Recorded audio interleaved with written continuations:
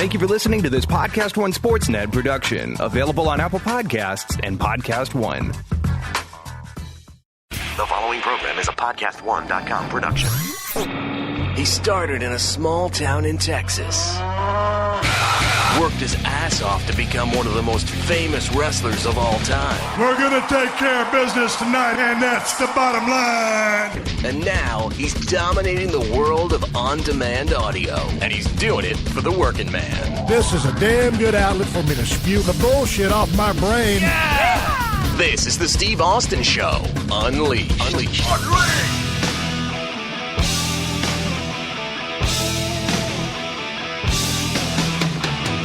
All right, everybody, welcome to the Steve Austin Show. I am coming to you from the mean streets of Los Angeles, California today.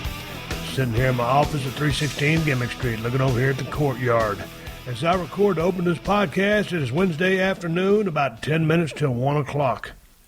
My yard guys have already come and gone and blowed and mowed the yard, so you will be hearing no distractions from the yard guys. I thought I was up and at 'em early, going to beat them to the punch. I had to wait for them to leave. It was unbelievable. So anyway, I got that going for me. Hey, man, I've been getting a lot of emails to questions at SteveAustinShow.com and also a couple of tweets on my Twitter account, Steve Austin BSR. You guys have been asking me, hey, man, did you ever go pick up your free Toyota Prius that you won in that giveaway? Remember, I had the choice of getting a Toyota Prius or $30,000 in cash. But the catch was, you had to go listen to a PowerPoint presentation on, what it called? On timeshares. For 90 minutes. For 90 minutes. You had to go listen to a pitch about timeshares. So anyway, my wife decided she was going to go up there, put in the 90 minutes, go to the PowerPoint presentation to be able to claim either the Toyota Prius, the $30,000 in cash, the big screen TV, the Apple iPad thing, or some other kind of lame-ass thing. A cruise. A cruise, yeah, that's right, a 7-day cruise. We don't go on cruises. Anyway, my wife got all dressed up. She's ready to go down to the PowerPoint presentation. I said, man, you ain't going to no PowerPoint presentation. She says, why not? I said, I think it's a gimmick. I think it's a work. Maybe it's unsafe. I was concerned about your safety, Kristin. How do you think about that? Kristin, I got a microphone plugged in. You might as well pick a damn microphone up. Hey, I thought it was a work from the get-go. I'm busy voting, by the way. How's the voting process going? Long. Man, I tell you what, they give us a couple of manuals over here. You just thumb through them, I guess, right, Kristin? Yeah, because I signed up for the absentee ballot or the mail-in ballot, whatever. Yeah. So, yeah, because it gives me more time to think about things. So when you go to the polling place, you feel rushed. And I never could figure out how to use those hole puncher things.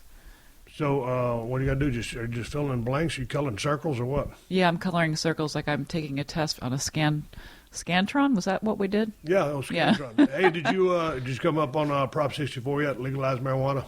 Yes, I did, and I'm not telling you what I voted. Oh, come on. I think I'm going to vote to legalize marijuana. Okay, good for you. Okay, so what'd you pick? I'm not telling you. Oh, come on, Kristin. God damn it, you're my wife. Nobody listens to this podcast. Nobody? I'm just kidding. It's an award-winning podcast. Well, it's an award-winning podcast and never won a goddamn award, but people all over the world listen to this podcast. Hey, I had a couple of stories to... You didn't finish my gift. Oh, yeah. So what happened? Well, you wouldn't let me go, so I couldn't find out. So now I get 3 phone calls a day from the timeshare people asking me why. Wait, first it was call us back to reschedule. Then the next message was, you forgot your gift. I'm like thinking, all right, so they want me to call back, so I'm going to reschedule again because I forgot my gift. I didn't forget the gift. And then they keep calling with a new message trying to entice me to calling back, so I just keep blocking their numbers. I can't believe that they'd be so anxious to give away a Toyota Prius. I just think they want to do the PowerPoint presentation, try to get you hooked up on a timeshare, and just get out of Dodge. I mean, I imagine people that go to that, because I think a lot of people do timeshares. I know our neighbors do. But I've never done a timeshare. I don't even know what a timeshare is. I guess you should. Well, I do know what a timeshare is. I shouldn't say that. I guess I'm not interested in a timeshare. Well, people, every time I ask someone about a timeshare, they always act like it's free. You got to pay in some money so you get your damn time out of the timeshare. So they just always say when they go on a trip, oh, we have a timeshare. Yeah. Like they're pulling out the ACE card. Well, you had to pay for the motherfucker. It ain't free. No, it's not free. Yeah, a bunch of other people using it. You've got to share it. It's a goddamn hotel. Yeah. I don't know if it's worth it or not. I didn't, normally when I'm going to interview someone on the Steve Austin Show podcast, I do shitloads of research.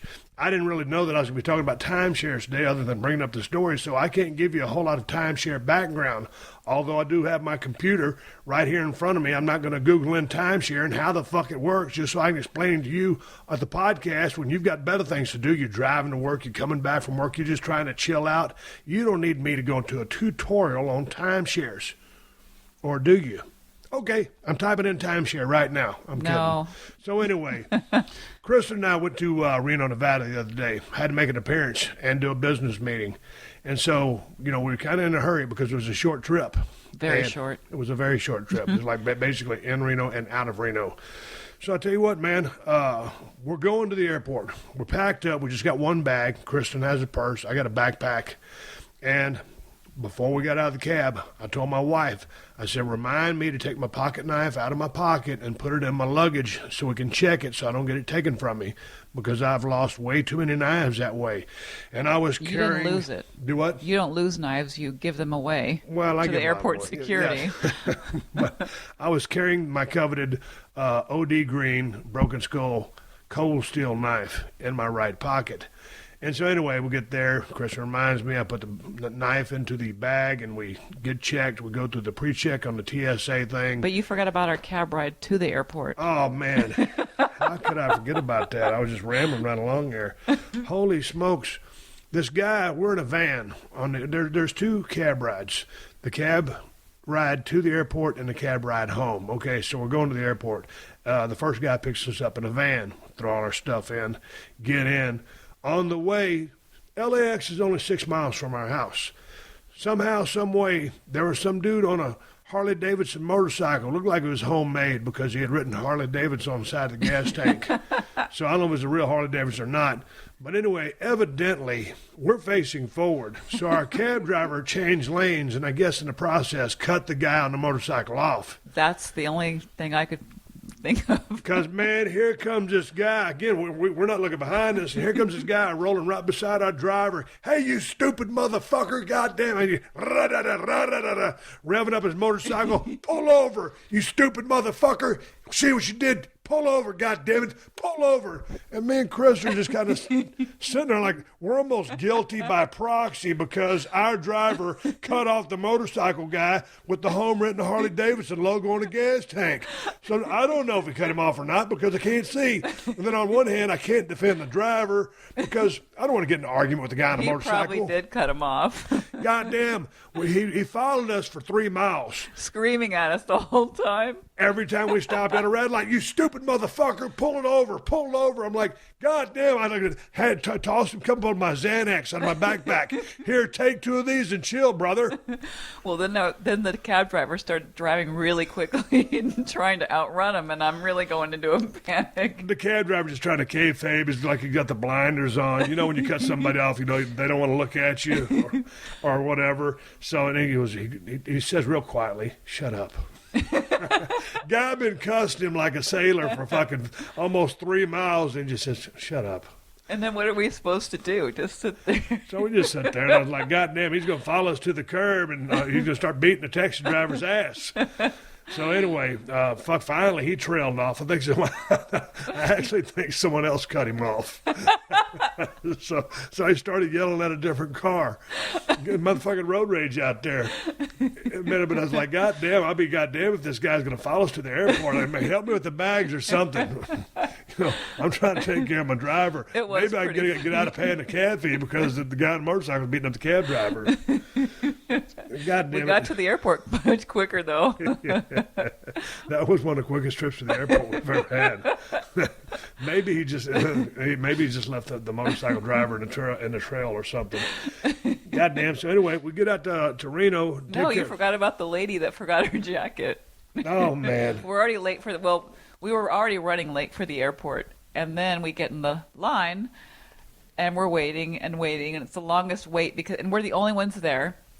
Well, and there's two people checking in front of us because both the attendants are working with them, and the one dude's changing his travel plan, so this is taking like 30 minutes. And we got to the airport late because I had to go do a meeting before I got onto the at NFL.com and do some TV stuff. So we missed our early flight, so we took this late flight. The guy's trying to change his flight up at the counter, and then the other lady's got about 30 bags, and trying to check all 30 bags onto the goddamn thing. I'm like, where in the fuck is this lady going, all these bags? It must be a while, or she packs real heavy. And so we're standing there, we're next in line, and I know that if we don't get on the airplane here pretty quick, and this is one of those American Airlines deals, at LAX you got a shuttle and a bus for about 5 minutes to get to the other terminal. With 50 other people. With 50 other people. I guarantee you packed in there like a sardine. These days, if I ever roll open a can of sardines, I look at the sardines and said, I know how you feel. I've been there on that fucking bus. So anyway, we're waiting to try to get our tickets and get on the damn tram on the bus to get over to the airplane so we don't miss our flight. And go through security. Go through security, the whole 9 yards. I done took my pocket knife out and put it in my damn check-on bag. And here comes this lady from behind us. And then she kind of gets beside us. And then she kind of gets in front of us. And while the lady's still checking in, the lady with the 30 bags, she walks up to the lady and says, what'd she say? I forgot my jacket on the plane.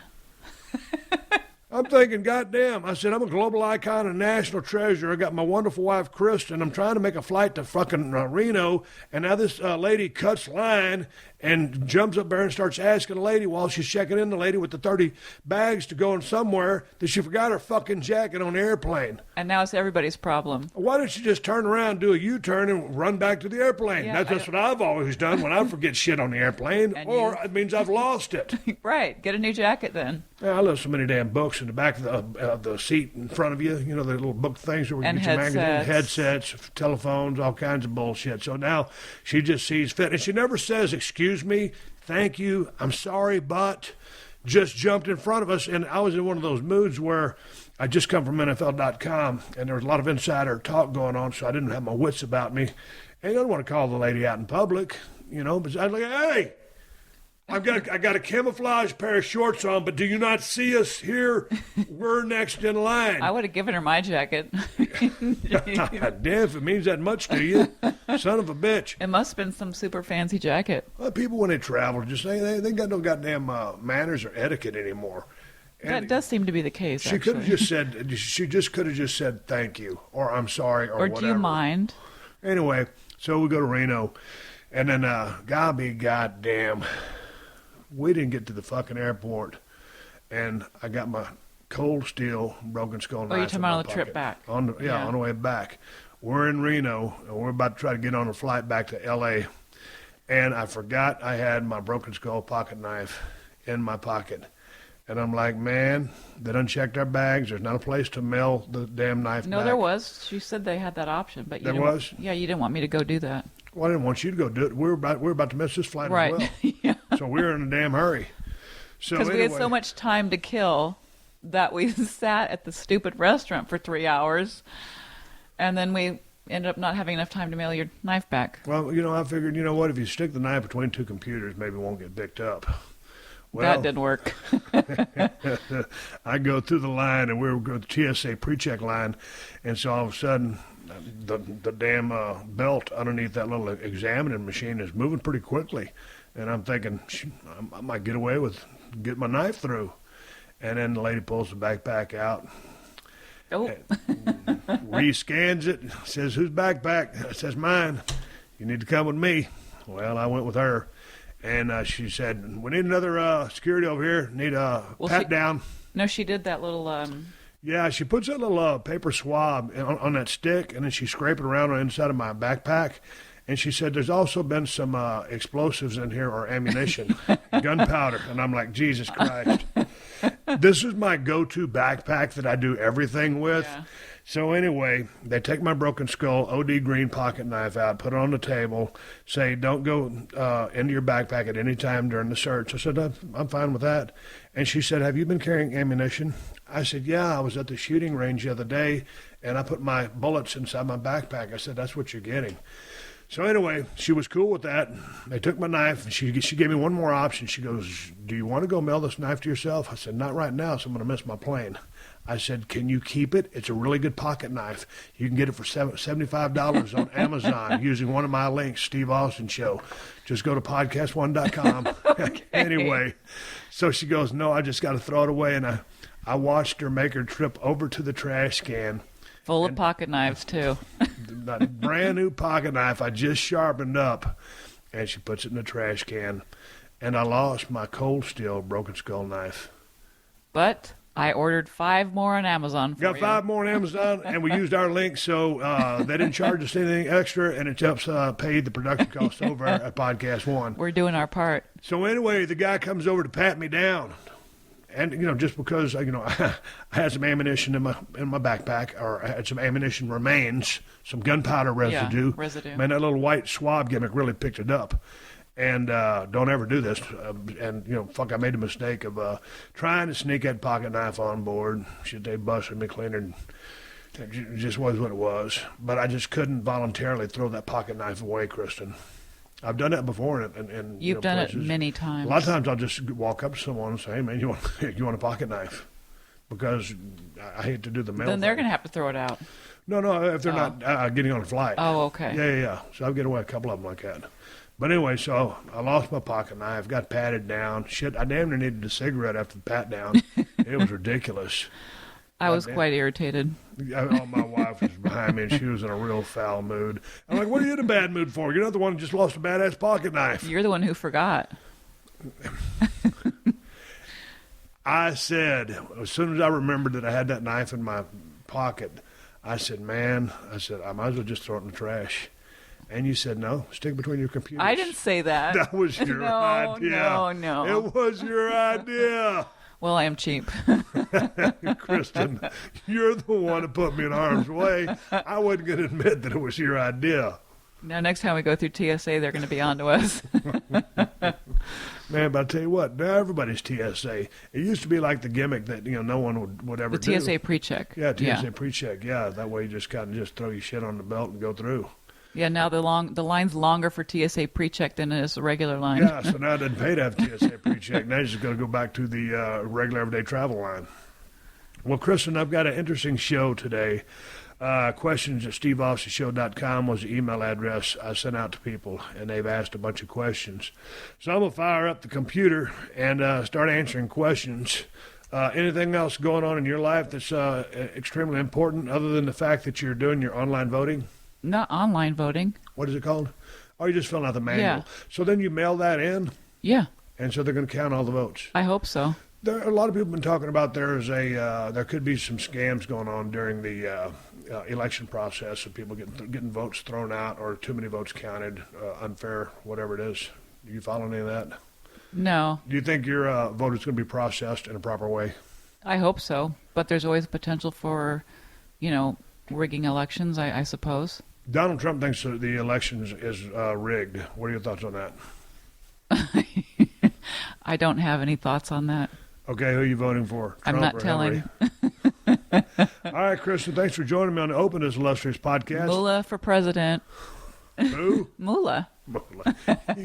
You know what? I'm going to write in her candidate. The candidate's ahead. Mullah wouldn't be a bad candidate to write in. Yeah. I know that there's something I got to do after I do this Open. We got to take care of a little bit of business. And it turns out that business is going to be... Killing this fly that's buzzing around us right now. Oh, man, speaking of killing flies, my bug assault gun works like a charm.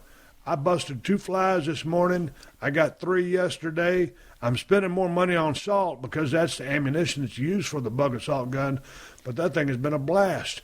It's like I'm dove hunting in Texas with Ted Fowler 361. Yeah. And I don't need a bird dog to pick up the flies. We do need to have a device that helps you pick up the flies because you keep using all the Kleenex to pick up the dead flies. Oh, I know. I got tons of dead flies right here. I got to get one of those gimmick things. You squeeze it, and it's the end of a stick, and you pick the fly up. Oh, yeah. But those things, the flies... A fly pincher. A fly pincher. You heard it here first, folks. A fly pincher. We are actually inviting flies into our home. I know. Now Kristin's setting bait out on the cabinet for them. laying out food. So when the flies come over to get on the food, I bust them up. That's what you do when you're trying to get down to Texas, but you're trapped in L.A. with obligations and appearances, but you really want to go hunting with your buddy Ted. So I'm killing flies with my bug assault. It's working out great. But, hey, Kristin, thanks for joining me here on the podcast. It's going to be a great podcast today. I'm answering questions that people sent in. A great podcast. It's so many good questions. Tremendous. So many wonderful. They always bring up the kids, the fact that they mention the kid when the candidates are talking about something. Oh, yeah. Like that humanizes them. Or I met this old lady, this old couple from... and their names Sam and Jenny. From Dubuque, Iowa. Anyway, hey, before we get to the body of this podcast, if you're looking for a little action on some of this weekend's football games, then get yourself to betdsi.com. Use my promo code Austin25. That's Austin and the number 25 with no space. And get $25 free when you register. And, hey, don't worry about playing with BetDSI. They're one of the original online sports books, been around for over 20 years. They set a lot of the lines you're already playing on, and more importantly, they pay. They built a solid reputation on payment of winnings. They take professional and novice action, and BetDSI.com is really quick and easy to use. You can play from your computer or from your phone or tablet. They even got live betting, so if things aren't going your way at halftime, you can place another bet to try and cover. The site is so trusted that many professional players do their betting here. And right now, like I said, BetDSI.com is offering this beginning of the season special. Just use my promo code Austin25 when you sign up and get $25 free just to try the service. Or take advantage of their 100% bonus on your first deposit. They'll match what you deposit. So go to BetDSI.com and use my promo code Austin25. Austin and the number 25, no space between. Take advantage of their two great offers and win yourself some money. That's BetDSI.com. Hey guys, it's Mark Schler from The Stinking Truth, and I am so excited because football season means not one, but two podcasts every week. Episode 1, I always talk about the games that just happened. In Episode 2, we go game by game with my picks that you need to be on. That's The Stinking Truth every week, twice a week. Download it now or subscribe at PodcastOne.com. Steve Austin Unleashed. All right, gang, as John Wayne would say, we're burning daylight. I'm sitting here at my table, Pearl Beer neon clock. I got an orange cold steel broken skull knife sitting right beside me because TSA took my green one at the Reno airport yesterday. They were doing their job. I was too dumb. Shouldn't have had a pocket knife in my pocket while at the airport. Forgot to put it in my luggage. So to you people out there, if you're carrying a knife, put it in your luggage before you get out there. They're going to take it from you. That's what they do. Swig a beer for TSA for doing their job. Anyway, I got this new orange one. I can see it clearly. It's bright orange. My wife bought me 5 of them on my Amazon link the other day. Kicked back a little bit of money to the production cost of the Steve Austin Show by using one of my own links. Baddest pocket knife in the world, $75. I've got a brand new orange one, and yes, I paid for it. Okay, I said I was going to answer some questions. My illustrious wife, Kristin, has agreed to come in here and moderate, or ask the questions, rather, because I was reading them to myself over and over and over again while she was in the back room trying to take a little cat nap. She heard me over here fumble fucking around. She comes in here and she goes, "You need help." Kristin, what was your first fucking clue that I needed help, other than the fact I hit the stop and the record button about 50 fucking times? No, I left the room because you kept on engaging me into the podcast and I didn't have a microphone. And then when I'd say something, you're like, "Oh, you just roadblocked me. Now I got to start over again." Well, you got to remember in the podcast business, Kristin, this is an old groundlings technique. It's always yes and. So, when you say something, you got to spring forward. You got to give something that don't hit me with a dead end. You got to keep it going. Keep it open-ended. A little trade secret for any of you people up in the podcast business trying to get a little 411 and get ahead of yourself. I'll do my best. I can hear Hershey in there licking the food bowls. We just got finished feeding our dogs, and then Hershey does this every damn time. We feed them breakfast and we feed them dinner. We feed our dogs twice a day. And so after it's a 3-course meal. Yeah. After Hershey and Mula have both finished their dinners, Hershey has to come back and lick both bowls completely clean like there's going to be another morsel of food in there, and there never is. But now she's figured out how to get to the dog food container when we're gone. Yeah, she opens a cabinet with a bear paw. We call her, Hershey's nickname's a California bear because she looks like a damn bear. She's so fucking big. And she opens a cabinet. And the thing about it is, we keep our dog food in a container with a screw-on lid to preserve the freshness. So it's not like keep the bugs out, too. Yeah, keep the bugs out. So it's not like she's trying to get a bag of food. And she knows she can't get access to the food, but she still tries to get in the goddamn cabinet. Yeah. Well, no, one time she did. I have a bad habit of not screwing things on, and I left it open, and when I came home, she was eating away. You and lids are just a horrible combination. Every time I pick up a bottle of water that Chris has been using, she'll put the damn lid on it for about a quarter of a turn, and I'll squeeze it like that, and of course water will shoot out everywhere. So, and you've been doing this ever since I met you for 12 years. Yeah. You don't put the lid on nothing. I have a bad well, no, I put it on, I just don't put it on completely. Yeah, please, from here on out, put the lids on completely, and let's go to our first question. Okay. Enough with our soap opera. Okay, so the first question comes from Keith Bauer, and it's a fishing question. He says, what's your favorite type of fish to go after, and have you done much saltwater fishing? Man, I did a shitload of saltwater fishing back when we was growing up in Edna, Texas. There were two places we went. Predominantly 99% of where we went was Port O'Connor, Texas. Every now and then we'd go to Rockport, down there where Ted Fowler 361 lives.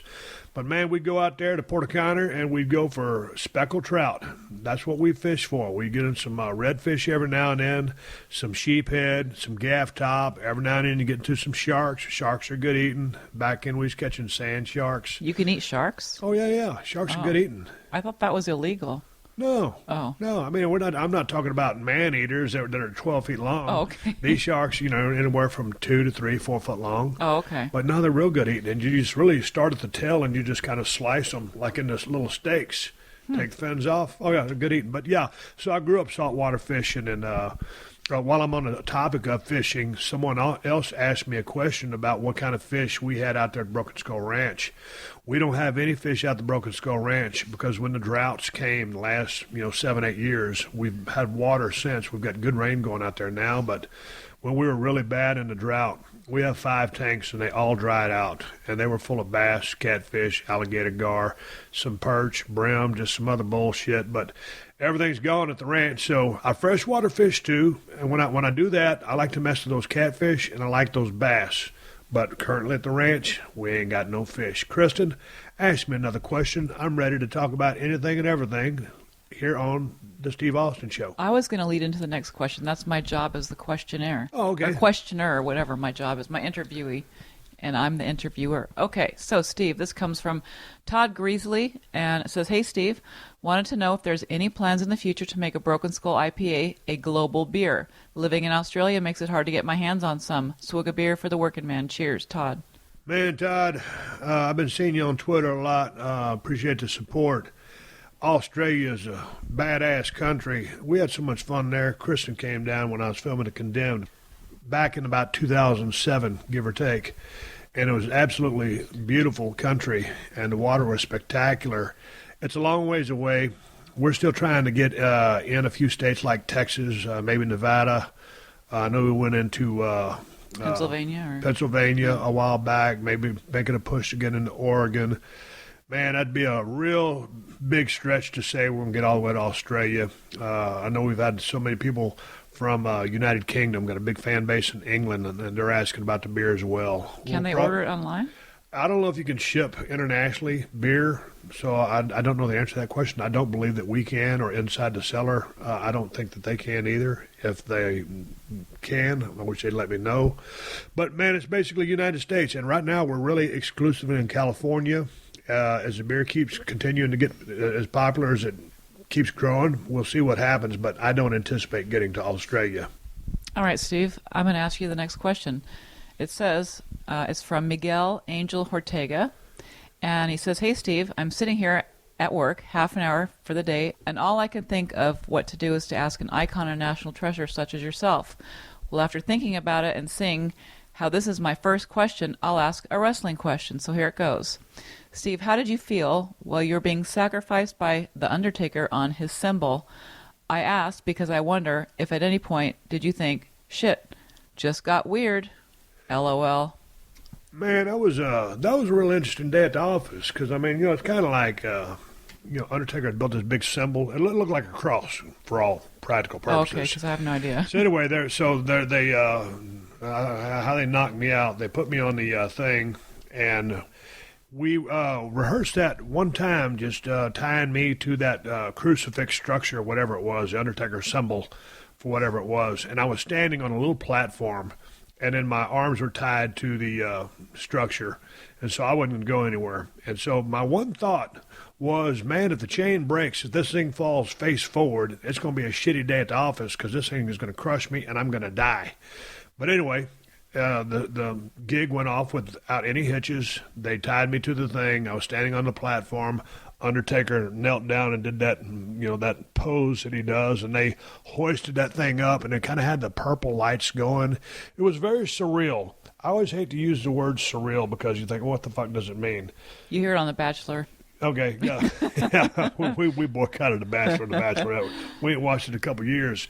But no, it wasn't like it was weird. It was a very weird feeling because, obviously there was a lot of symbolism there. People equated it to, Jesus Christ on the cross, and that was never our intentions or whatever it was. It was just an angle. I thought it was a cool angle.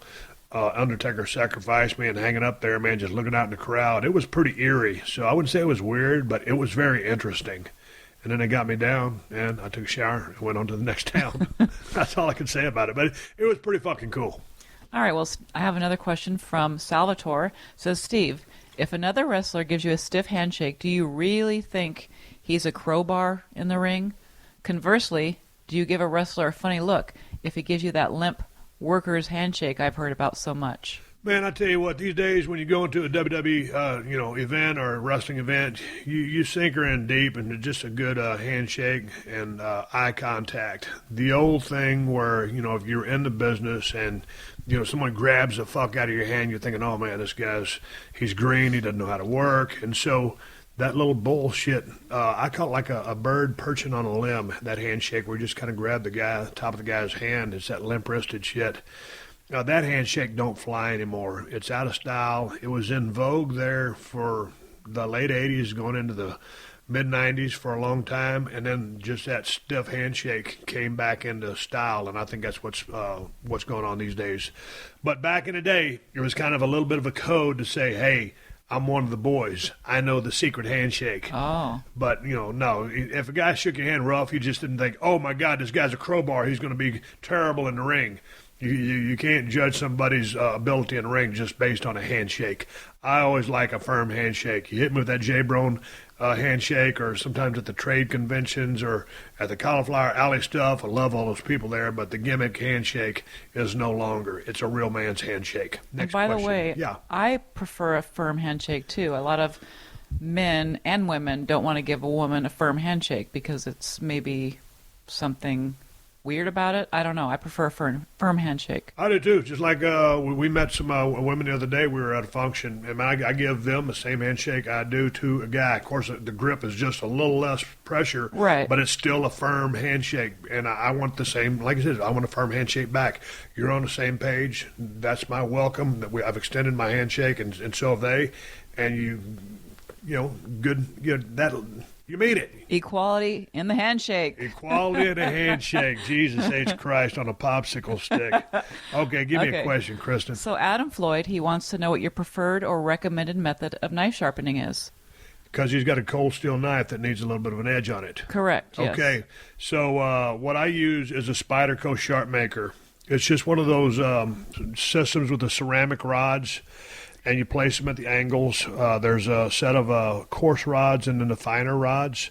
There's many different systems. There's many different makers. I'm sure they're pretty much all the same, but I got a couple of the Spyderco Sharp Makers at the ranch and here in Cali to keep my knife sharp.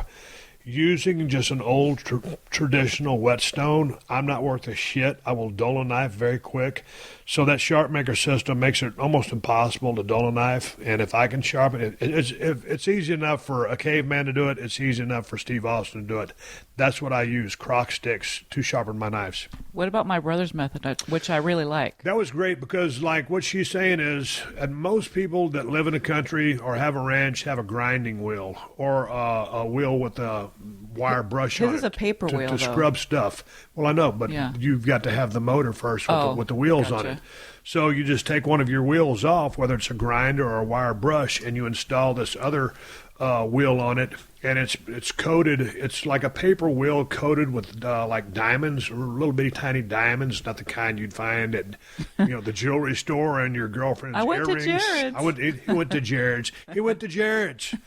No, this cocksucker is just a spinning wheel, and you just flip your motor on and put that knife against here and just kind of go back and forth with it.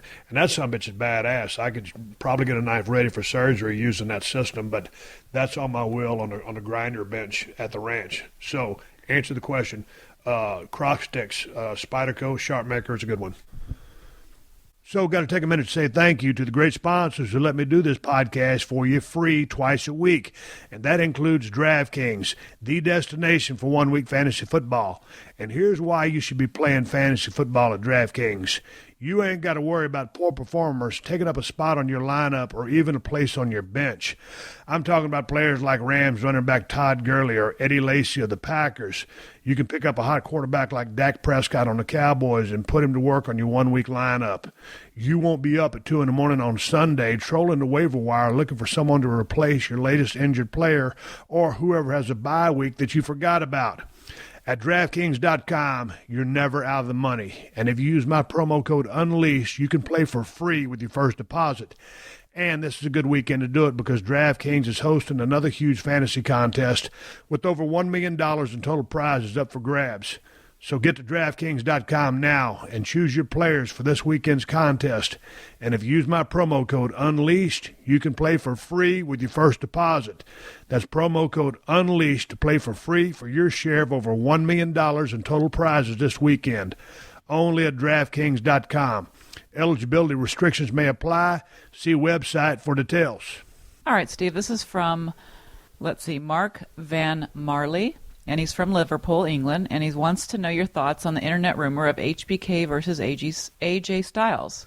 Man, I tell you what, I thought when I first saw that, I was thinking, man, it looked like Sean decided to break out of retirement and work with AJ Styles because I knew there's a lot of respect from AJ Styles to Shawn Michaels. I know he was a huge influence on him, and he reminds me a lot of Shawn Michaels. So I think it'd be an awesome match if it were to happen.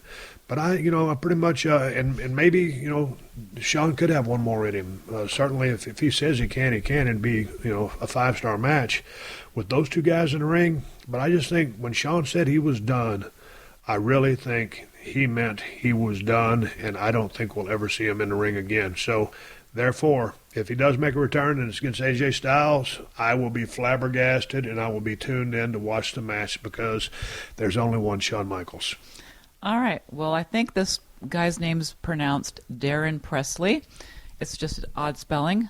It says, "Hey, Steve, I've been a huge fan of yours for all my life, just recently turning 21. I was wondering, is your beer going to be available in stores in Texas anytime soon? I listen to your podcast twice a week and have never really heard you cover it, so my apologies if you have." Man, we're talking about trying to get into Texas, but for some reason, some of the, I don't know exactly what the terminology is. It costs a lot of money to get into Texas. So we're making some progress. There's some other states that I think that are a little closer. Obviously, I'd love to go to Texas because that's where, I was born and raised. And it'd be great to have the best IPA in the USA and the great state of Texas. But we're working on it. It's a work in progress. If other states turn up to be a little bit easier to get into, then maybe we'll go that route. I don't want to speak too much on that because Rob Croxall, the owner of El Segundo Brewing Company, knows way more about the distribution stuff than I do. We formulated the beer together, and it turned out to be just totally awesome, to be very frank with you, and I'm very proud of it. So it'd be great to get it to Texas. Stay tuned. Next time I see Rob, I'll get some more information on our expansion efforts. All right, this one's from Dylan Schroeder. Loves the podcast, helps him get through the week. What are your thoughts on the Goldberg's return to the WWE? Man, I love it. I was over at Bill Goldberg's house a couple of months ago, and as long as I've known Bill, we never really knew each other. And the time I spent at his house, day and a half, ended up spending the night. We started drinking beer, and one thing led to another. Got 4 hours of conversation out of him, which was incredible. Saw all of his great cars and his wonderful wife and his son, Gage. To see him pop up on TV the other day and to see that crowd take him in, see how emotionally moved he was by that, because when you've been in the business for as long as Bill was and you get away from it, you think people done forgot about you. And, man, when that roof blew off the place, those people came unglued and they was yelling the Goldberg chant. I thought it was awesome. Consider Bill Goldberg to be a very close friend. We don't have to talk very much, but I was glad to see him back. I'm looking forward to seeing the match that him and Brock Lesnar are going to have, because we've got to hear from, what day of the week is it, Kristin? Today's Wednesday. Hell, I missed Brock's response this past Monday on Raw, so I guess I missed out on that. I need to watch my DVR. To answer the question, it was great to see Bill Goldberg back in a squared circle. Look forward to seeing the match. You gotta understand, when Bill was super over back in the day, as I was super over back in the day in the WWF, he was WCW, we were both kind of running parallels. Now, he was having those tremendous squash matches, and his people were just going crazy to get into the arenas to see him. I was doing my thing, having, some classic matches with a bunch of badass workers like Bret Hart, Shawn Michaels, Undertaker, Mick Foley, Triple H, Rock, all those guys. So we had different kinds of runs, but he was super hot. And when he came into WWE, the window just never really opened up for Stone Cold and Goldberg to go at it in their prime when they were both at their most over points. So, long-winded answer. Glad to see him back. I hope him and Brock have a knockdown, drag-out match, as those two badasses should. All right, this one's from Alex MG. It says, other than the originator, you performed the best Thesz Press I've ever seen. When did you first begin to use the move, and who or what gave you the idea to add it to your moveset? Hey, you know what? I've seen a lot of people borrow the Thesz Press, and a lot of them borrowed it from me because I was the last guy they saw do it. The Thesz Press, obviously, I believe, was invented by the one and only great Lou Thesz, but I never really got a chance to see Lou Thesz wrestle. But who I did see wrestle and who used it effectively on me many times in my formative years down there in the USWA was the one and only superstar Bill Dundee from Australia.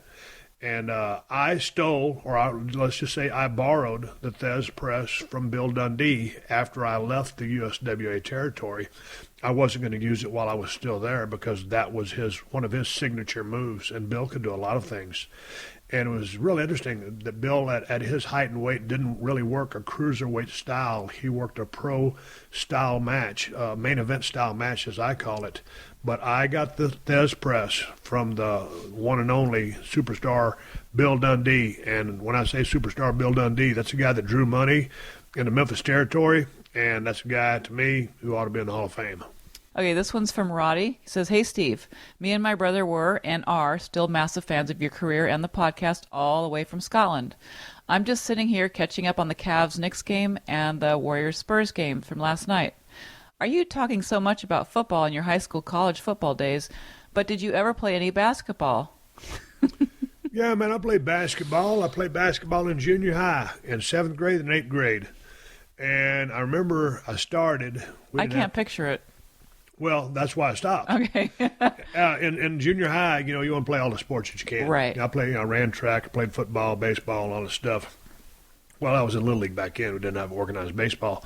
So I played basketball. But once I got in high school and, really started taking football seriously, and I knew I was a running back at the time and also played linebacker, and I threw the discus. I played baseball.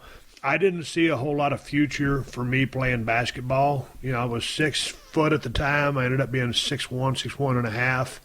I couldn't jump that great. My shot wasn't that great. My rebounding skills weren't that great. I just wasn't a great basketball player. I wouldn't even say I was a good basketball player. And I consider myself to be a pretty goddamn good athlete, and I can do almost any sport you can train me to do. But these days now, if we're shooting hoops or something like that, or playing like a game of pig or horse or whatever. Horse. You know, I can play something with a real long name so I don't get beat. I enjoy shooting hoops and just doing stuff like that. But I stopped playing basketball in high school to focus my efforts on the sports that I was strongest at. You know, I'm going to get you a basketball hoop for Christmas. Man, I tell you what, I love it, but I goddamn driveway, so where we're going to put the motherfucker? I'm going to get you the little tiny tot one so we can put it in the grass. No, you know what we're going to do? We're going to drill a hole. No, we're doing those portable ones. I'll put it out there at the end of the driveway in the street. Yeah, I'm going to get you a short all these one. people that play basketball and shit in the street, no one ever, cars drive by and kill me or something. Anyway, I want to give a shout out. He also says, big fan of the podcast with Teddy Fowler. Guy sounds like a character. He is a character. Ted Fowler 361 is going to be coming on the podcast. You're going to be getting a gut full of him when we get down to South Texas for deer season. I've got an event in mid-November, Kawasaki convention. This is 50 years Kawasaki has been in the United States of America. And so it's going to be a hell of a convention going on out there in Palm Desert. We're going to spend about 5 days out there, and as soon as I get done with the Kawasaki thing, we're going to load up and head down to Texas where my Kawasaki Mule Pro FXs will be waiting on me to jump on them and go deer hunting, and you will hear Ted Fowler 361 on a bunch of podcasts. Probably every week. Probably every week, and we're going to be doing a lot of bullshitting, a lot of working, a lot of hunting. The place needs a lot of mowing, so there'll be plenty of stories coming from Ted Fowler. All right, well, this is a question from John Dean. He has a CPAP question. He says, I'm a CPAP user, just like you are. Do you use any gimmicks to keep the marks limited on your face? I use a nasal soft cushion for the bridge of my nose, and I also use snuggle straps for the sides. Hey, man, I know what you're talking about. Sometimes when your gaskets on your mask start getting worn out and they kind of start losing that compliance or they just start to change. They start to wear out.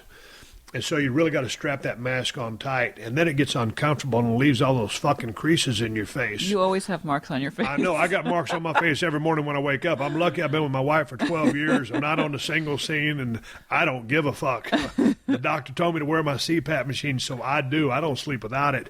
But the best thing is, you don't have to replace that full mask. You can just get the gasket, and it's a lot cheaper to replace because I'm real bad about using these masks until they fall off, literally. So just get you one that fits, and keep your gaskets fresh. And then there's nothing I can tell you because I don't use any of those strips that you're talking about. I wake up with marks on my face, and that's just the way it is. And it takes a good hour. And here's a quick CPAP technology tip. My brother-in-law just got diagnosed with sleep apnea. He got this, fancy machine, but the problem is, when you exhale, you're blowing out, and that CPAP is blowing air in. And so if you don't have the passive one that stops blowing in when you breathe out, you've got two forces of air, coming together, which will blow that mask off your face. So I don't know what it's called, whether it's a passive CPAP or whatever, but when I exhale, my unit stops blowing, and then when I inhale, it starts blowing again. Before, when I had the kind of caveman-type sleep apnea machine, it just was constant pressure. Because of the shape of my face, you get those leaks where it shoots that air into your eyes or off your mouth or over your cheeks, and it just fucks you up. I know you know what I'm talking about. So anyway, get you the kind of CPAP machine. It's an upgrade, and they're all expensive, $600 to $1,000, but it's money well spent to get the passive one, which will allow you to breathe out, and not against the machine, so it works with you and not against you. All right, this one's from Nate Bissell. He says, hey, Steve, what is or was your favorite venue or city to hit while on the road? Any good eat spots we should be trying? No, man, just for events, Chicago, that building was unbelievable. So I love Chicago. I didn't necessarily love the traffic in or around Chicago. It's a beautiful city. I love the architecture. I love the sports fans are absolutely crazy. They're wonderful. I loved running in the South. I love Texas. For some reason, Jacksonville, Florida, that old arena, that Coliseum they used to have down there was fun to run.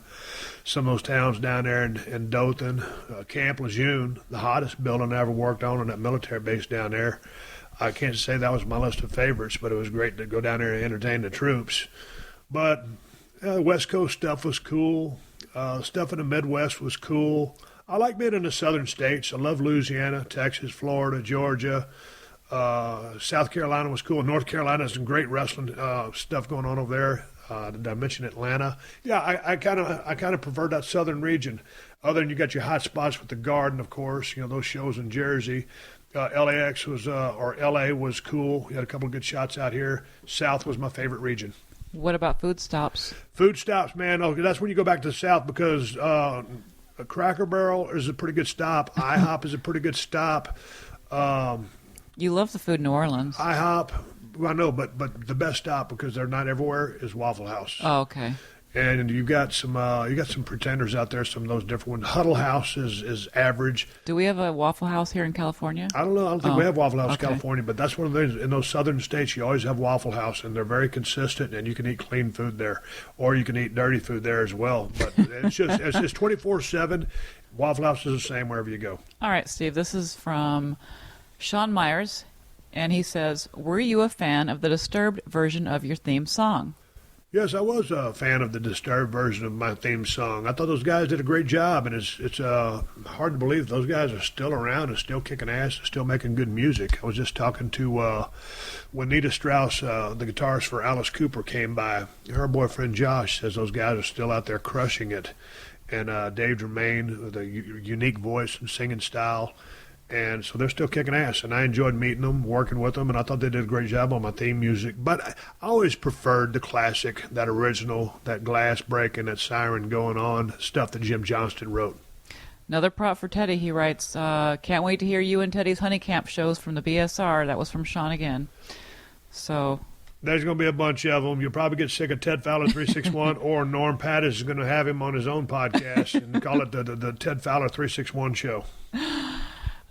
Maybe can quit construction. Okay, Steve, this one's from Ollie Rowell. Hello, Steve. Massive fan all the way from the UK. Hell yeah, how's the shoulder? I was just wondering about how are wrestlers trained on the road and how it varied from person to person. So when someone says wrestling shape, what does that actually mean? Well, first of all, the shoulder's coming around. I stopped trying to increase my weights because my doctors told me to slow down. So I stopped. I'm still training, but I'm not trying to increase the weights for another month or two. I'm at the 7-month mark. And about 8 or 9, I should be good to go to really start putting the more weight on the bar. And I'm still trying to recover from the atrophy, even after all this time. It's taken a long time. As far as training, just talking about wrestling shape means like if you were just to go get in the ring, you're not in wrestling shape. Because when you start hitting those ropes, kicking, stomping, wrestling, trying to work a hold, static pressure, trying to establish a hold, you blow up like a motherfucker. So wrestling shape just means, if you had a layoff, it's going to take you about 2 to 3 months to get back in wrestling shape. The cardio supply that you need to go out there and shine a guy up, get heat on him, fly for his comeback, and go home. Not go over there, shine a guy up, lay in a rear chin lock because you're gassed out, then barely flip-flop and fly on his comeback, and then go home. You got to be able to go out there and go. When that bell rings and you've got, whether it's 10 minutes to 45 minutes to entertain those people, you cannot entertain them if you're sucking wind. Being in wrestling shape means you're ready to go. All right. Well, that's interesting conversation. Well, it's the same thing as just like someone in the octagon in MMA world. I just don't understand half the words you're using. Oh, yeah. Well, but it's like wrestling talk, so I don't know anything. But it's just, it'd be the same like, if a guy was, training for MMA, but not necessarily sparring every single day. All of a sudden, man, by the time they go to camp, they're in fighting shape. And fighting shape would be the same as wrestling shape. Gotcha. Okay, well, this one is from Andrew Santoy. He wants to know your thoughts on putting pineapple on pizza. I disagree with putting pineapple on pizza because I think the question was pineapple or fruits on pizza. I don't think they belong. It's just I've had a couple of pieces of pineapple pizza just to be open-minded and give it a chance. Ain't a fan. I'm a big fan of the pineapple itself. I dig that. Just don't put it on a fucking pizza. And you wouldn't do the same with an apple, a cherry, a grape, a banana, a piece of orange, a kiwi fruit, a strawberry. Did I say that yet? You wouldn't do it. Fruits don't belong on pizzas, and that's the bottom line. And speaking of bottom lines, I'm going to take a pause for the cause right now. Got to take care of one more sponsor who also happens to be a close personal friend of mine, Diamond Dallas Page and his DDP Yoga. Swig of water for Dallas and all the lives he's changing with DDP Yoga. Y'all know that DDP Yoga has changed thousands of lives, including the lives of some of your favorite pro wrestlers like Jake the Snake, Scott Hall, Mick Foley, AJ Styles, and Kane. And DDP Yoga can change your life too. And believe me when I say, Dallas has made it real easy for you to get on the program. His new DDP Yoga Now app means you can do DDP Yoga anytime, anywhere. And you can do it right from your phone or your tablet. And the app has a lot more than just the workouts on it. By connecting to a Bluetooth heart rate monitor, you can track your calories and heart rate in real time. You can track your pain, measurements, and progress photos too, all for free in the app. And like I said, you've got tons of workouts to choose from. The original DDP Yoga workouts, the new 2.0 workouts, and weekly live workouts from the DDP Yoga Performance Center. And to make it even easier than he's already made it for a limited time, you can get the DDP Yoga DVDs for 15% off, plus 3 months of full access to the DDP Yoga Now app. Just go to ddpyoga.com/Austin. That's ddpyoga.com/Austin to take advantage of this great deal. Commit now. Change your life now. Go to ddpyoga.com/Austin to get started. If you're looking to buy a car, then you need to check out TrueCar.com and the TrueCar app. TrueCar makes car buying easy, no matter if you're looking for a brand new or used vehicle. There are over 500,000 pre-owned vehicles available from TrueCar certified dealers nationwide, and there are over 11,000 TrueCar certified dealers. And TrueCar lets you get upfront pricing information on new and used vehicles and lets you see what other people paid for the car you want so that you feel confident you're getting a fair price. With TrueCar and their TrueCar pricing curve, you see what other people paid for the car and you lock in your guaranteed savings. Then you can connect with a local certified dealer of your choosing, take them your TrueCar Guaranteed Savings Certificate, and make your car buying experience quick and easy. Over 2 million cars have been sold to TrueCar users by the TrueCar Certified Dealer Network, and TrueCar users save an average of over $3,000 off MSRP. So when you're ready to buy a new or used car, visit TrueCar.com or download the TrueCar app to enjoy a better car buying experience. Some features not available in all states. Steve Austin. Unleashed. All right, here we are, Kristin, back in action. You got any more questions for me? Because these fans sent them in. I want to know what they want answered. Well, I'm trying to go through them and read them. Okay, this one's from Jace Walsh, it looks like. He says, "Hey, Steve, I don't know if you know any of this, but I figured I'd ask anyway. Do the announcers know who is going to be entering the Royal Rumble matches? It's a question I've always wondered. Thanks." Yeah, man, I'm pretty much sure that those guys got a list in front of them of, who's coming in at what time, just because, they got to know who's going to be coming out. They'll act surprised and everything like that, but there is a list in order, and those announcers will have it. They're stringing you along and, taking you for a ride on the story as they're speculating as to who could come next. But make no mistake about it, it's 2016. They know who's coming out next. All right, this question comes from Seth Cross, and he wants to know what happened to Tommy the tomato plant. Tommy the tomato plant, the damn tomato plant that almost got me divorced about 3 years ago. Man, we threw that little motherfucker away. He dried up. He stopped making tomatoes. And then the animals were eating it. The animals came out there and were eating them. And like when you think, okay, Steve, you live in Los Angeles. What kind of animals got into your little bitty backyard or little bitty front yard and ate? What do you think? Was it a possum? No, I think it was a squirrel. Squirrel? Yeah, it's squirrels that was eating on Tommy Tomato. And remember that one time Kristin took a trip, and I was supposed to water the sumbitch. And then, of course, I got yelled at because I didn't water the goddamn tomato plants. So anyway, we've had subsequent tomato plants every year. I plant them every year. Every year, my wife and I go to Home Depot, and she picks out her tomato plants. And we bring them home, and then we eat the tomatoes for a couple of weeks. And then, well, I got jalapenos this year as well, and green peppers. How did the jalapenos do? Really good. I couldn't eat them fast enough. How were the peppers? Delicious. How come I didn't get none? You hogging them all? I had to give them away. I had so many. Green peppers are very easy to But here's something. grow. They're talking about, we just got finished going to Reno. We didn't get a chance to see your brother-in-law, but you really enjoyed feeding those My chickens. brother. Yeah. Oh, your brother. Yeah. You really enjoyed feeding those chickens. Yeah. So what if we moved down to South Texas permanently and we got you some chickens that you could feed? I would like that. It was fun to watch them eat and throw the little feed over there, and they get all excited. And then you go in the little thing in the, where he keep the egg. They lay their eggs. I open the little container and scoop out all the eggs, and then I cooked them for you for breakfast. Yep, the fresh eggs right Fresh right out of the damn chicken's ass. But I liked my brother's eggs better than Ted's chicken's eggs because Ted's chicken eggs look funny to me. I don't know why. I think it's a different type of chicken. I think it's a different type of chicken. Yeah. So. Ask me another question. All right, next question is from Gwendolyn, and she says, I have a few questions. When WWE uses things to pour on people, what exactly are they using? Was that real blood Kane poured on you that time? Was it the mud that came out of Stephanie or Vicky, for example, got pushed into? What was the beer truck you drove? Or the milk truck Kurt drove? Well, okay, let's start with the blood that Kane poured on me. That happened in Austin, Texas at the Frank Irwin Center. You know, it's so funny that I've forgotten so much about my career, but there's certain things that I remember vividly. But anyway, Kane came out there and he put that little gimmick microphone thing up to his throat and then used the other microphone, and it just had this wicked sound to it, and basically said, Austin, on Sunday, this blood will be real, or something like that. Anyway, it was awesome. But what they poured on me was food coloring and like a maple type syrup with food coloring. Looked exactly like blood, probably a lot of the same properties. Obviously, it wasn't blood. It was food coloring and syrup.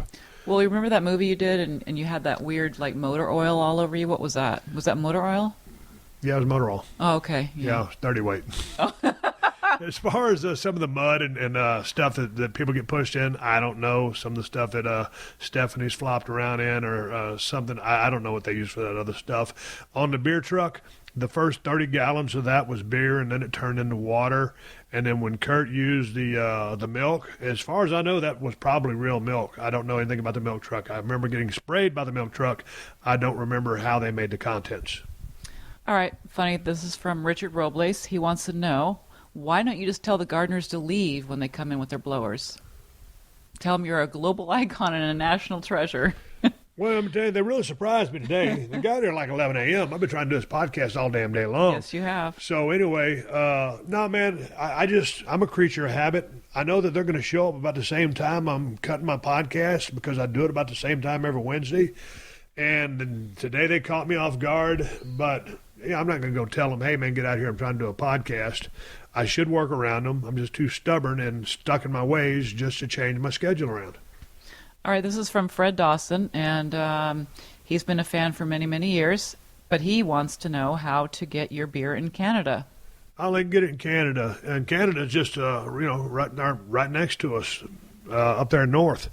Love to have our beer in Canada. Don't know about getting into another country. I don't know if Inside the Cellar can ship over there, but anyway, we're doing our best to grow the beer, and it's great to see that there's a demand for it in Canada.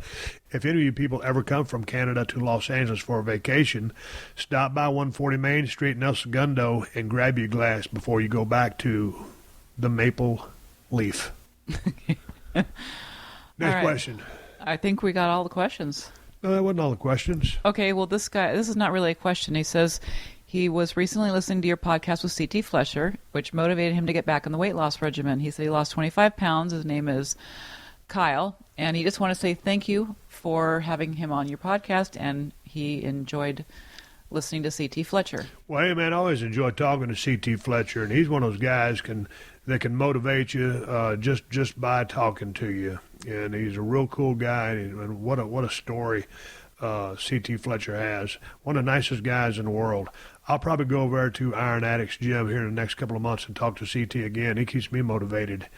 And I always like what he said last time I was over there. He goes stone cold.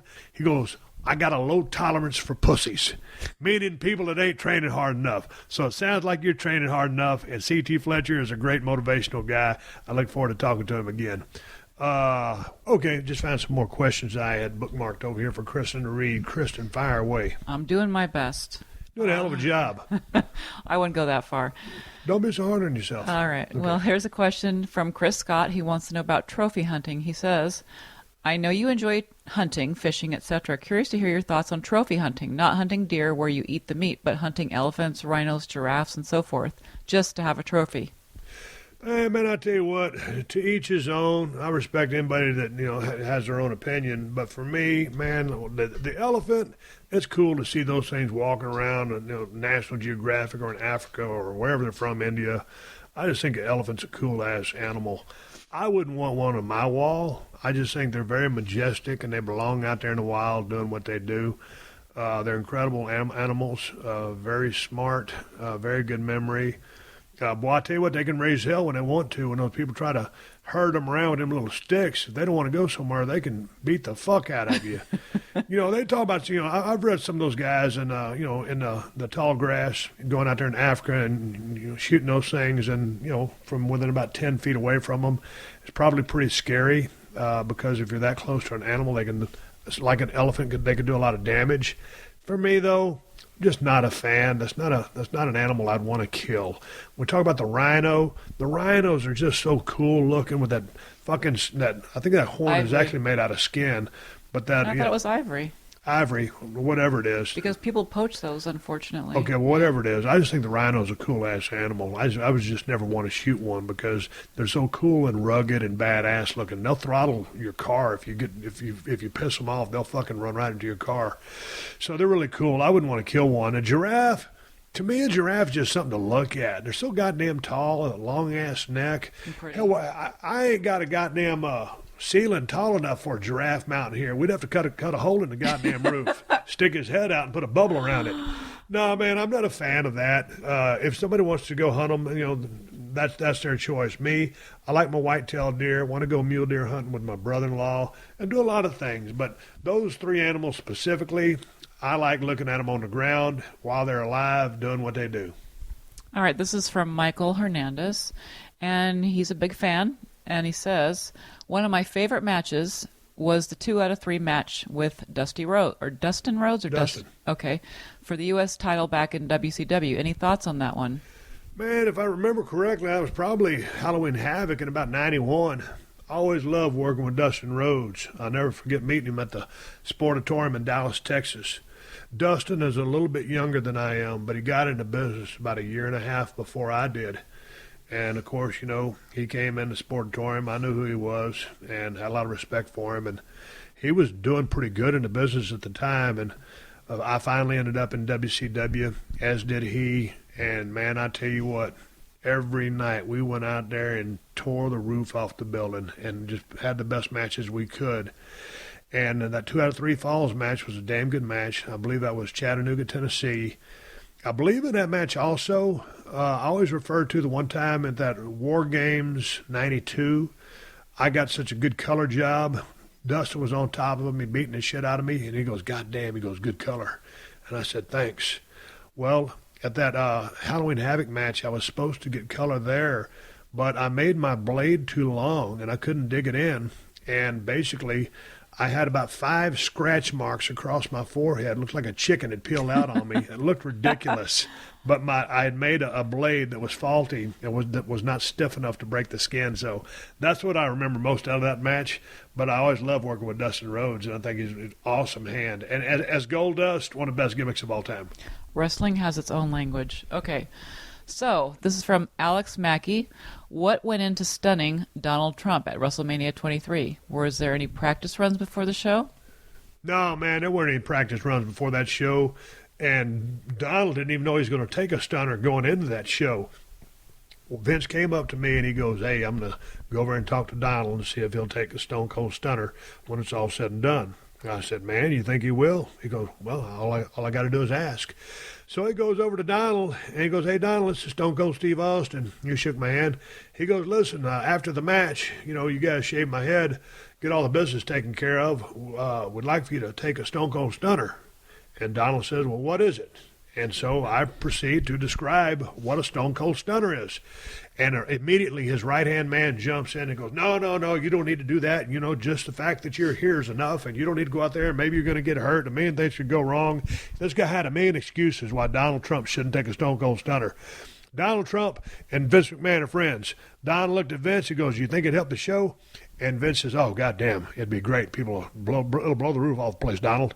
Okay, I'll do it. Simple as that. I showed him what we were going to do. We never rehearsed it. We went out there and we did it. It was kind of a botch. It didn't come off that good. So whatever you think about Donald Trump is your opinion.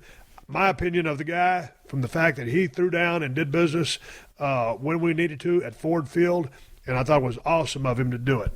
All right. This one's from Christopher Rodriguez. Great show. Thanks. Blah, blah, blah. My question is regarding the Buried Alive match with Undertaker. What happened with the backhoe operator? Looked like he had some trouble, and it was upsetting you at the time. Man, I'll tell you something about that damn match. I watched that match back briefly before I started answering his questions. Going into that match, I'd been sick for about 30 days. I had some kind of long-lasting stomach virus. I basically couldn't eat and I couldn't drink. And it was so bad I really couldn't even drink alcohol. And when I say I can't drink alcohol, I'm pretty fucking sick. If you go back and watch that match, as a matter of fact, I'm going to recommend that match at the end of the segment when I give the go-home cue. It's the Undertaker versus Stone Cold Steve Austin Buried Alive match. So I went into that match sick as a dog. I was about 15 pounds lighter than I usually was. 5 minutes into the match, I tear a muscle in my rib cage, which is excruciatingly painful. Me and Mark are working our asses off. I don't remember where the building was. There's a pile of dirt there, and there's an old school backhoe there. And at the end of the match, they wanted me to use the backhoe to pour the dirt onto the Undertaker while he would be in a box underneath all the dirt. Well, I can run almost anything, any kind of machinery that you can introduce me to. I've done it before on all the Monday Night Raws, but the backhoe is a very dangerous machine. It can be in the wrong hands. You know, a lot of people think that backhoe, you just sit there and you scoop stuff out with it and you dig ditches with it. But with the backhoe, a lot of time what you're doing is you're using that bucket with spikes on it to break apart rocks, bust open streets or roads or, you know, whatever you're trying to do so that thing can be used to strike. And so if you hit those hydraulic controls, if you hit one wrong lever or do one wrong thing and I crushed those guys, it would have been, you know, devastation.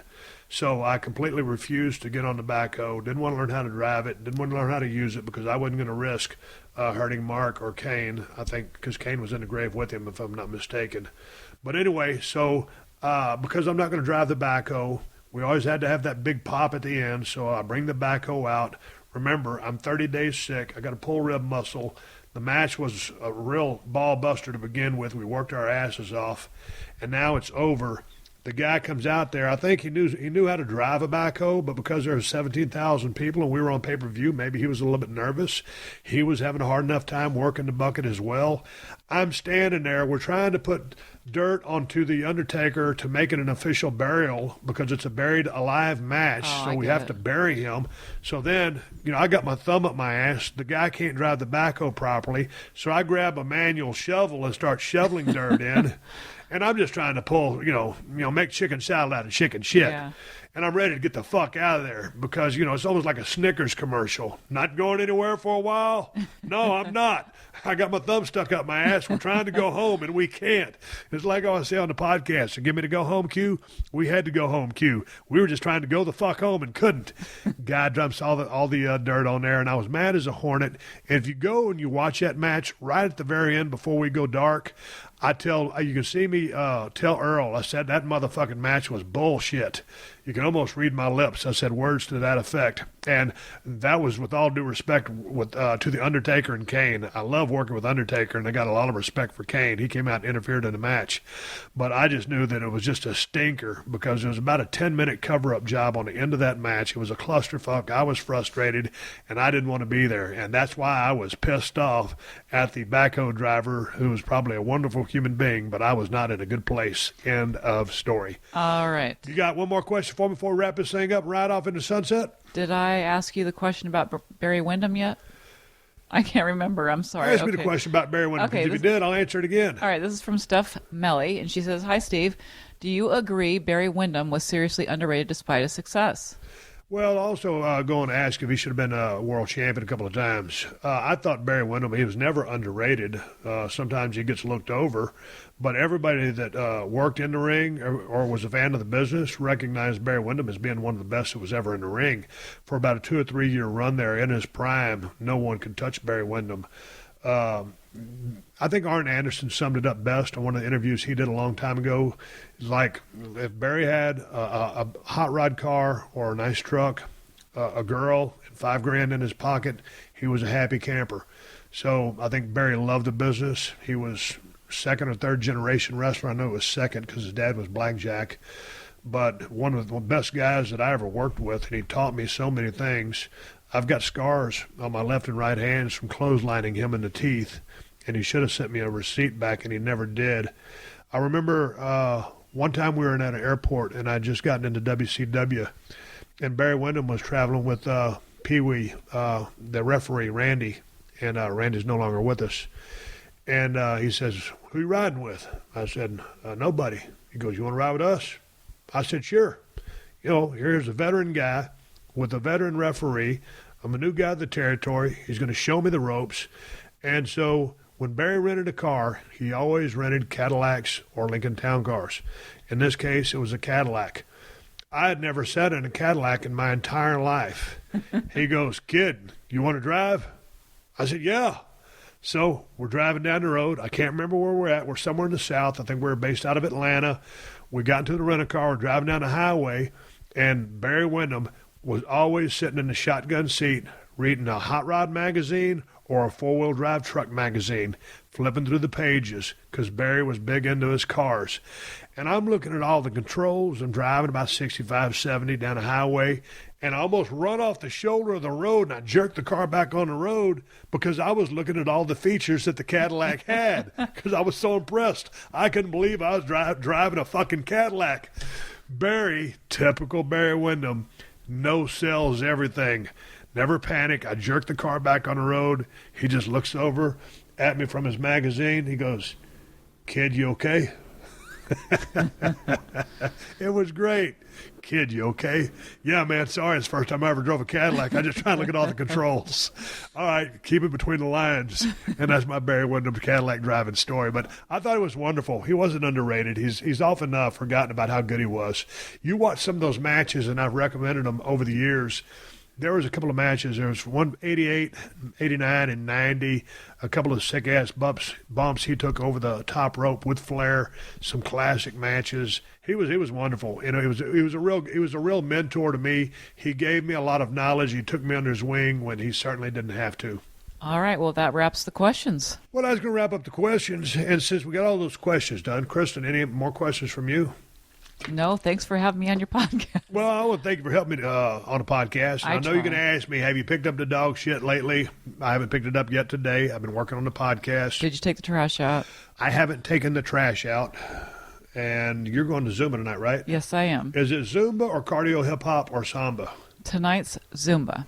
So you like Zumba the best, and then you like cardio hip-hop, and then you like Samba. Yeah. Because Samba's the least of the workout ones. Well, it's a good workout, but it's not as... it's more of a learning technique of Brazilian dance. What if I was to come to Zumba class with you and participate? What? You'd stand out like a sore thumb. What if I came and I was wearing my leg braces that I used to wear when I was wrestling? You'd be the only guy there, too. I could run into a wall and maybe get color. She's going like, okay, get back into the wrestling lingo. Yeah. I don't know what's going on. I'll drive in with the backhoe. Yeah. All right, I'm coming back to close this show. I want to thank my illustrious wife, Kristin, for joining me on the podcast, asking me the questions that you sent in.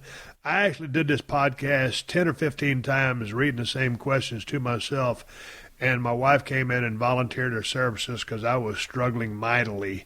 Anyway. I hope I didn't mess up the questions too much. No, you didn't mess up questions at all. Tomorrow I'm talking to Kurt Angle. I'm looking forward to talking to Kurt Angle, and I forgot who else I just booked on the show. I've already forgotten, but it was a real cool person that you're going to like hearing from. My memory banks cannot be jarred right now. I can't remember. But I do see an orange cold steel knife in front of me, and it's fixing to be folded up, put in my pocket knife, and I'm going to take these dogs on a walk around the block to get my cardio in. Kristin, my dear, lovely, wonderful wife, thank you. Thank you so much for helping me in this podcast. You're very welcome. All right, everybody, give me the go home cue. It's time to wrap up this podcast and ride off in the sunset. Before I do that, I want to say thank you very much to my wife, Kristin, for chipping in on the podcast and helping her brother out. Hey, man, give you guys something to watch. We talked about it during the podcast. If you just go on YouTube or the WWE Network and type in Stone Cold versus Undertaker in a Buried Alive match, I didn't rewatch that match. I just watched the last 5 minutes, the clusterfuck that happened with the backhoe and the driver and me and trying to shovel all the shit on Undertaker and Kane. Anyway, if you want to watch that match, that's the one I was talking about on the podcast. Anyway, tough day at the office. Hey, man, I'm going to call Ryan over at Pro Wrestling Tees tomorrow, and I'll tell him to start releasing those new shirts I wore on Broken Skull Challenge. Season premiere is going to be November 13th.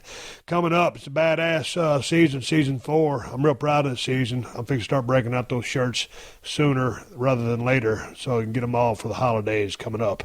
Anyway, the best goddamn IPA on the planet is Broken Skull IPA from El Segundo Brewing Company, and you can get it at Whole Foods and Total Wines if you live in California, and if you don't, check InsideTheCellar.com and see if they ship to your state. And anything Steve Austin related, whether it's T-shirts, pocket knives, beer, just go to BrokenSkullRanch.com. You can find all my shit there. You can find me on Twitter, Steve Austin BSR, on Instagram, Steve Austin BSR. I appreciate you guys supporting the sponsors of the Steve Austin podcast because they're the ones who let me do this for you free twice a week. So big thanks to ddpyoga.com. Go to ddpyoga.com/Austin to get 15% off the DDP Yoga program and 3 months of full access to the DDP Yoga Now app. To DraftKings, go to DraftKings.com and use the promo code UNLEASHED to play for free with your first deposit this weekend. And to BetDSI, sign up at betdsi.com and use the promo code Austin25 to get $25 free just for trying the service. And, of course, thanks to Amazon. They've been supporting the podcast since day one, and Amazon is the best place to get the Steve Austin Broken Skull knife from Cold Steel Knives. Just $75 for the most badass pocket knife on the planet. And if you order the Broken Skull knife through my Amazon links, Amazon will kick back a couple of bucks to the podcast. It won't cost you nothing extra. There's no hidden fees or charges. You can buy whatever you plan on buying and help out the podcast in the process. You can find my Amazon links by going to PodcastOne.com, clicking on the Killer Deals button in the top right corner of the page, and then hitting the Steve Austin Show button. I got Amazon links for Amazon USA, UK, and Canada. So, again, just go to PodcastOne.com, click the Killer Deals button in the top right corner, then click on the Steve Austin Show. Bookmark that motherfucker so you can find it easier. Folks, keep listening. The 60-second AP News headlines are coming up next. Until then, my name is Steve Austin, and I will catch your ass down the road. Download new episodes of Steve Austin Unleashed every Thursday at PodcastOne.com. That's PodcastOne.com.